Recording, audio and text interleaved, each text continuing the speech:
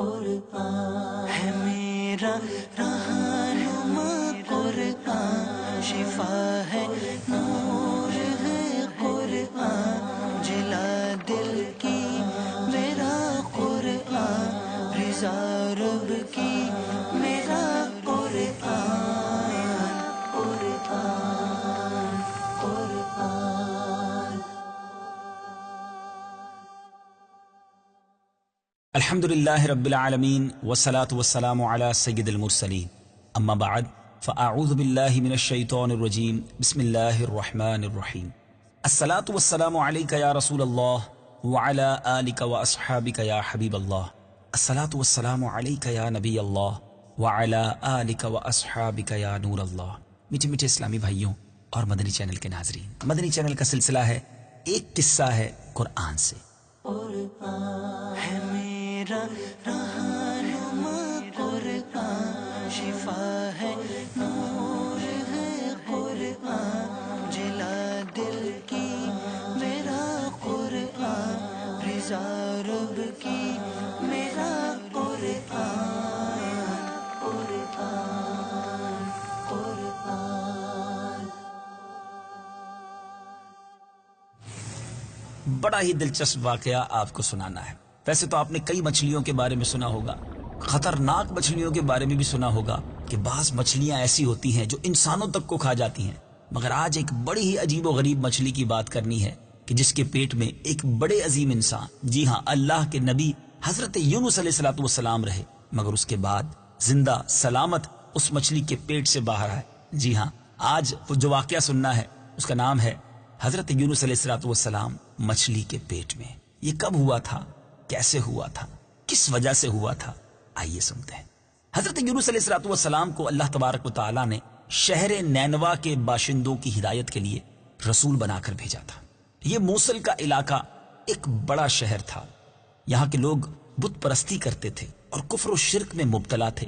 حضرت یونس علیہ السلام نے ان لوگوں کو ایمان لانے اور بت پرستی چھوڑنے کا حکم دیا، مگر ان لوگوں نے اپنی سرکشی کی وجہ سے اللہ عز و جل کے رسول علیہ السلام کو جھٹلا دیا اور ایمان لانے سے انکار کر دیا۔ حضرت یونس علیہ السلام نے انہیں خبر دی کہ تم لوگوں پر ان قریب عذاب آنے والا ہے۔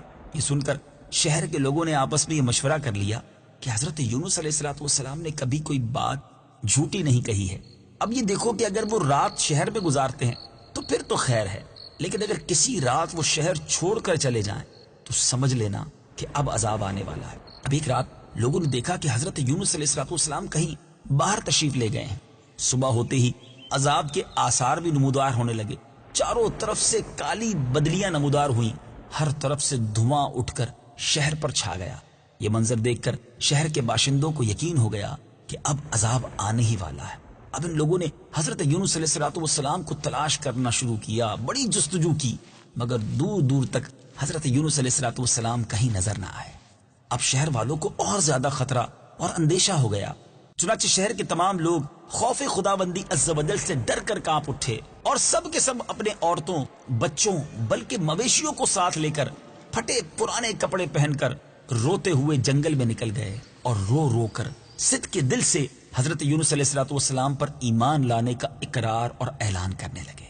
شوہر بیوی سے اور مائیں بچوں سے الگ ہو کر سب کے سب استغفار میں مشغول ہو گئے اور دربار باری میں گر گڑا کر گریا وزاری شروع کر دی۔ جو مظالم آپس میں کیے تھے وہ بھی ایک دوسرے سے معافی تلافی کرنے لگے، غرض سچی توبہ کر کے اللہ تبارک و تعالیٰ سے یہ عہد کیا کہ حضرت یونس علیہ السلام جو خدا کا پیغام لائے ہیں ہم اس پر صدق کے دل سے ایمان لائے۔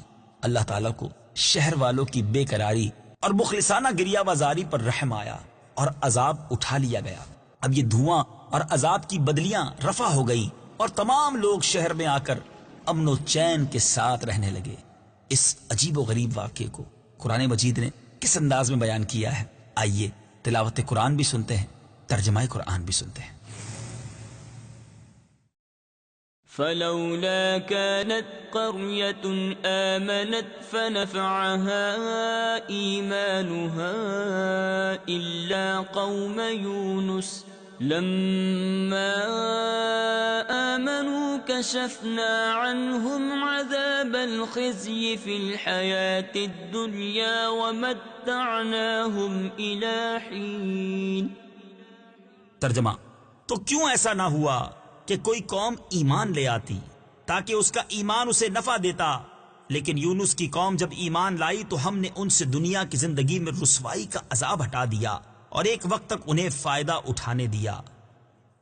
میٹھے میٹھے اسلامی بھائیوں، یہاں ایک بات سمجھنے والی ہے کہ جب کسی قوم پر عذاب آ جاتا ہے تو عذاب آ جانے کے بعد ایمان لانا مفید نہیں ہوتا، مگر حضرت یونس علیہ الصلوۃ والسلام کی قوم پر عذاب کی بدلیاں آ جانے کے بعد بھی جب وہ لوگ ایمان لائے تو ان سے عذاب اٹھا لیا گیا. طبرانی شریف کی روایت ہے کہ شہر نینوا پر جب عذاب کے آثار ظاہر ہونے لگے اور حضرت یونس علیہ الصلوۃ والسلام باوجود تلاش و جستجو کے لوگوں کو نہیں ملے تو شہر والے گھبرا کر اپنے ایک عالم کے پاس گئے جو صاحب ایمان اور شیخ وقت تھے اور ان سے فریاد کرنے لگے. تو انہوں نے حکم دیا کہ تم لوگ یہ وظیفہ پڑھ کر دعا مانگو: یا حی حین لا حی و یا حی یحیی الموتى و یا حی لا الہ الا انت. چنانچہ لوگوں نے یہ پڑھ کر دعا مانگی تو عذاب ٹل گیا. بعض روایتوں میں کچھ اور وظائف بھی ملتے ہیں. میٹھے میٹھے اسلامی بھائیوں، عذاب تو ٹل گیا، اب حضرت یونس علیہ الصلوۃ والسلام کہاں تھے اور پھر یہ واقعہ آگے کیسے بڑھا؟ حضرت یونس علیہ الصلوۃ والسلام شہر کے قریب آئے تو آپ نے شہر میں عذاب کے کوئی اثر کو نہیں دیکھا. لوگوں نے عرض کی کہ حضور اپنی قوم میں تشریف لے جائیے. تو آپ نے فرمایا کہ میں اپنی قوم میں کس طرح جا سکتا ہوں؟ میں تو ان لوگوں کو عذاب کی خبر دے کر شہر سے نکل گیا تھا مگر عذاب تو نہ آیا، تو اب وہ لوگ مجھے جھوٹا سمجھ کر قتل کر دیں گے. آپ یہ فرما کر غصے میں بھر کر شہر سے پلٹ آئے اور ایک کشتی میں سوار ہو گئے. یہ کشتی جب بیچ سمندر میں پہنچی تو کھڑی ہو گئی. اب وہاں کے لوگوں کا ایک بڑا عجیب و غریب عقیدہ تھا کہ وہی کشتی سمندر میں کھڑی ہو جایا کرتی ہے کہ جب کشتی میں کوئی بھاگا ہوا غلام سوار ہو جاتا ہے. چنانچہ کشتی والوں نے قرآن نکالا، قرآن دازی کی تو حضرت یونس علیہ الصلوۃ والسلام کا نام نکل آیا. تو کشتی والوں نے آپ کو سمندر میں پھینک دیا اور کشتی لے کر روانہ ہو گئے اور فوراً ہی ایک مچھلی آپ کو نگل گئی اور مچھلی کے پیٹ میں جہاں بالکل اندھیرا تھا آپ قید ہو گئے. مگر اسی حالت میں آپ نے یہ آیت کریمہ لا الہ الا انت سبحانک انی کنت من الظالمین یہ وظیفہ پڑھنا شروع کر دیا اور اس کی برکت سے اللہ تعالیٰ نے آپ کو اس اندھیری کوٹھڑی سے نجات دی اور مچھلی نے کنارے پر آ کر آپ کو اگل دیا. اس وقت آپ بڑے ہی کمزور اور نحیف ہو چکے تھے. اللہ عز و جل کی شان تو دیکھیں کہ اس جگہ ایک کدو کی بیل اگ گئی، آپ اس کے سائے میں آرام کرتے رہے. پھر جب آپ پہ کچھ توانائی آئی تو آپ اپنی قوم میں تشریف لائے اور سب لوگ انتہائی محبت و احترام کے ساتھ پیش آ کر آپ پر ایمان لے آئے. میٹھے میٹھے اسلامی بھائیوں، اس واقعے سے ہمیں یہ بھی پتہ چل رہا ہے کہ یہ آیت کریمہ جو آج کل ورد کیا جاتا ہے یہ حضرت یونس علیہ الصلوۃ والسلام نے مچھلی کے پیٹ میں پڑی تھی اور اللہ تعالیٰ نے اس مبارک آیت کی برکت سے آپ کو مچھلی کے پیٹ سے نجات عطا فرمائی. بڑا مبارک وظیفہ ہے، پڑھتے رہنا چاہیے. اب حضرت یونس علیہ الصلوۃ والسلام کی جو دردناک داستان ہے قرآن پاک نے اس کو کس انداز میں بیان کیا ہے، آئیے تلاوت قرآن پاک بھی سنیں، ترجمہ قرآن بھی سنیں. وَإِنَّ يُونُسَ لَمِنَ الْمُرْسَلِينَ إِذْ أَبَقَ إِلَى الْفُلْكِ الْمَشْحُونِ فَسَاهَمَ فَكَانَ مِنَ الْمُدْحَضِينَ فَالْتَقَمَهُ الْحُوتُ وَهُوَ مُلِيمٌ فَلَوْلَا أَنَّهُ كَانَ مِنَ الْمُسَبِّحِينَ لَلَبِثَ فِي بَطْنِهِ إِلَى يَوْمِ يُبْعَثُونَ فَنَبَذْنَاهُ بِالْعَرَاءِ وَهُوَ سَقِيمٌ وَأَنبَتْنَا عَلَيْهِ شَجَرَةً مِّن يَقْطِينٍ وَأَرْسَلْنَاهُ إِلَى 100,000 أَوْ يَزِيدُونَ فَآمَنُوا فَمَتَّعْنَاهُمْ إِلَى حِينٍ. ترجمہ: اور بے شک یونس ضرور رسولوں میں سے ہیں. جب وہ بھری کشتی کی طرف نکل گیا تو کشتی والوں نے قرعہ ڈالا تو یونس دھکیلے جانے والوں میں سے ہو گئے. پھر انہیں مچھلی نے نگل لیا اور وہ اپنے آپ کو ملامت کر رہے تھے، تو اگر وہ تسبیح کرنے والا نہ ہوتا تو ضرور اس دن تک اس مچھلی کے پیٹ میں رہتا جس دن لوگ اٹھائے جائیں گے۔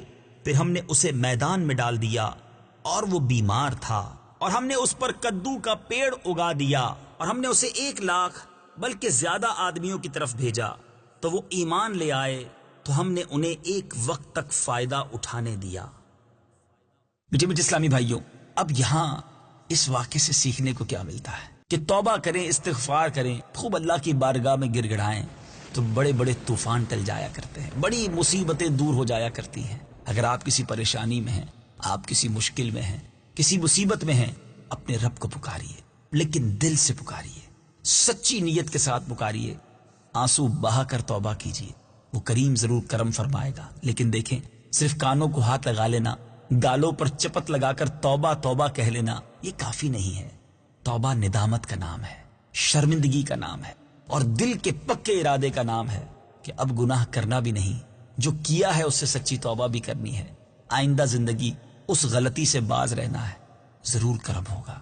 دوسری بات جو اس واقعے سے سیکھنے کو مل رہی ہے کہ اللہ تبارک و تعالی اپنے نیک بندوں کو، یہاں تک کہ نبیوں کو، کیسی کیسی آزمائشوں میں، امتحانوں میں مبتلا کرتا ہے، مگر یہ امتحان، یہ آزمائشیں گویا ان کے مراتب کو، ان کے درجوں کو بلند کرنے کے لیے ہوتی ہیں، اور پھر اس کے بعد جب ان امتحانوں میں وہ کامیاب ہوتے ہیں تو ذرا غور تو کیجئے پھر کیسے انعام و اکرام سے بھی نوازتا ہے۔ اب اگر آج مجھ پر اور آپ پر کوئی آزمائش آ جائے تو یہ غور کرنا چاہیے کہ ہماری تو کوئی حیثیت نہیں، اللہ کے نبیوں کو کیسے کیسے طوفانوں، مصیبتوں، پریشانیوں میں مبتلا کیا گیا اور وہ اس پر ثابت قدم رہے، اللہ کی وہاں بھی ثنا کرتے رہے، رب سے وہاں بھی مدد مانگتے رہے۔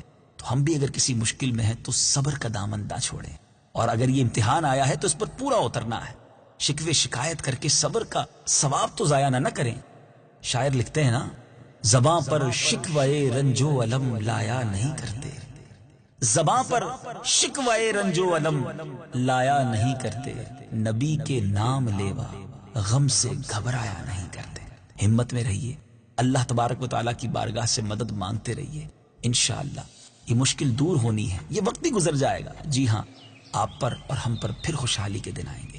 اللہ تعالیٰ ہم سب کو صبر کا دامن تھامے رکھنے کی توفیق عطا فرمائے، فیضان قرآن کو خوب عام کرنے کی توفیق عطا فرمائے۔ دیکھیں نا، قرآن پاک میں کتنے خوبصورت واقعات بھی ہیں اور ہمارے لیے کتنے پیارے پیارے مدنی پھول بھی ہیں۔ مدنی چینل دیکھتے رہیے، اگلے سلسلے میں ایک اور قصہ قرآن کا لے کر حاضر ہوں گے۔ صلو علی الحبیب صلی اللہ تعالی علی محمد صلی اللہ علیہ وسلم۔ قرآن ہے میرا رہنما، قرآن شفا ہے، نور ہے قرآن، جلا دل کی میرا قرآن، رضا رب کی میرا قرآن، قرآن